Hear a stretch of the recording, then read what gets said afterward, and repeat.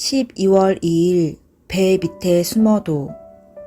그러나 요나는 주님의 낯을 피하여 스페인으로 도망가려고 길을 떠나 욥바로 내려갔다.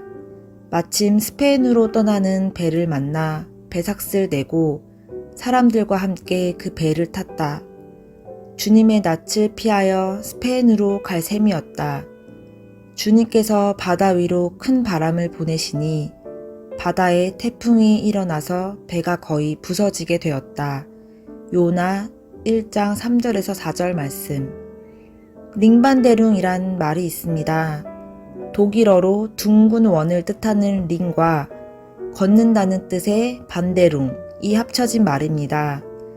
등산을 하다 보면 짙은 안개나 폭우, 폭설 등의 악천후로 방향을 잃어버릴 때가 있습니다.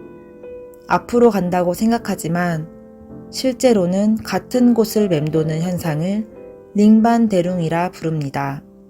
링반데룽에 빠지면 체력이 바닥나고 어둠과 추위와 배고픔이 밀려오고 그러다가 두려움에 빠져 목숨을 잃기도 합니다. 링반데룽에서 빠져나오기 위해서는 무엇보다도 자신이 링반데룽에 빠졌다는 사실을 깨닫는 것이 필요합니다. 그렇지 못하면 지쳐 쓰러질 때까지 방황하게 됩니다. 깨달은 후에는 높은 곳으로 올라가야 합니다. 높은 곳에서 사방을 바라보아야 자신이 어디를 헤매고 있는지, 어디로 가야 할지를 판단할 수 있기 때문입니다.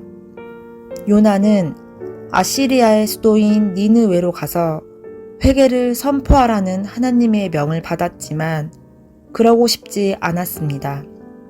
이스라엘과 대립관계에 있는 그들이 혹시라도 자기가 전하는 말을 듣고 하나님께로 돌아설까봐 싫었던 것입니다.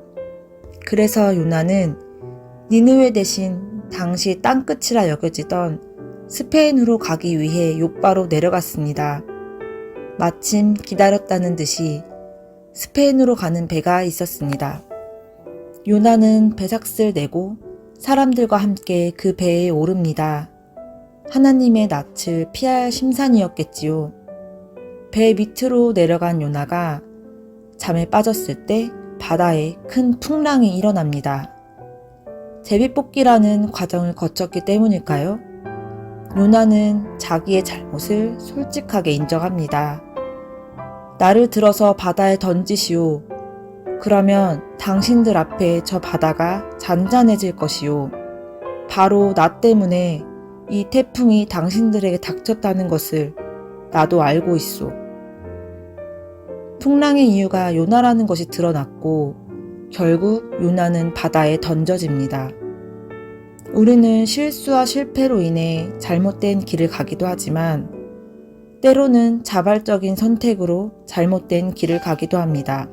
갑자기 찾아온 악천후로 링반데룽에 빠지기도 하지만 악천후를 예감할 수 있는 상황에서 길을 나설 때도 있습니다.